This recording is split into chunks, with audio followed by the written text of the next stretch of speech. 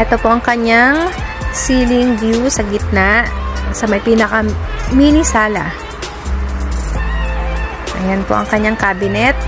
Pwede pong maglagay ng TV. Naka-vinyl po siya and may abang na rin po na breaker.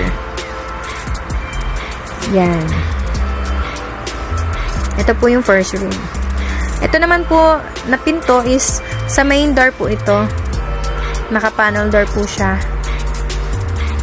Ayan.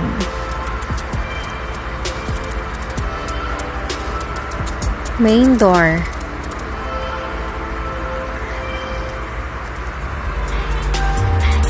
Ito po ang ating first room or master bedroom. Ayan po. Ito po ang kanyang ceiling design. And pinatanggal po ni buyer ang kanyang pinaka double deck para po maging master bedroom po. Ito po, meron pong upuan sa gilid. Naka-vinyl po siya, white painted, at ayan po yung lagayan ng aircon. Naka-sliding window. Ayan. Ito po yung pinakakama niya. Bali, kasya po dyan ng queen size. Queen size po. Sarado po natin.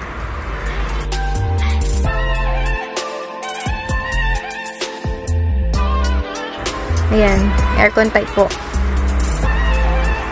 Bali, lalagyan na lang po ng ilaw.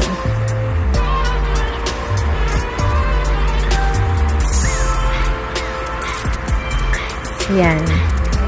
White painted. Naka-sliding window.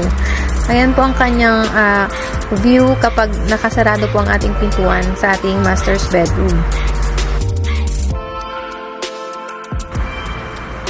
Yan. Ang ating first room. Bali, next naman po nating pupuntahan ang ating second room. Bali, yan po ang kanyang view.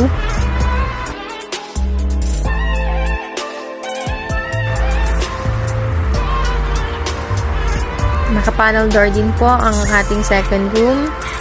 At tara po, check po natin. Yan. Ang ating second room ay naka-double deck bed po. White painted, naka-sliding window.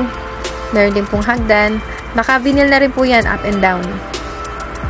Ang kanyang higaan. Yan po.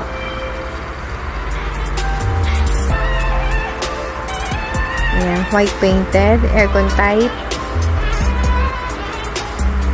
May breaker na rin po. At ayun naman po ang lagayan ng aircon. At ganito naman po ang kanyang view kapag nakasarado ang ating second room. Ayan. Lalagyan na lang po natin ng ilaw. Sa mga gustong magpagawa po, mag-PM or call na lang po kayo sa aking number para po sa mga gustong magpagawa ng kanilang bahay kubo.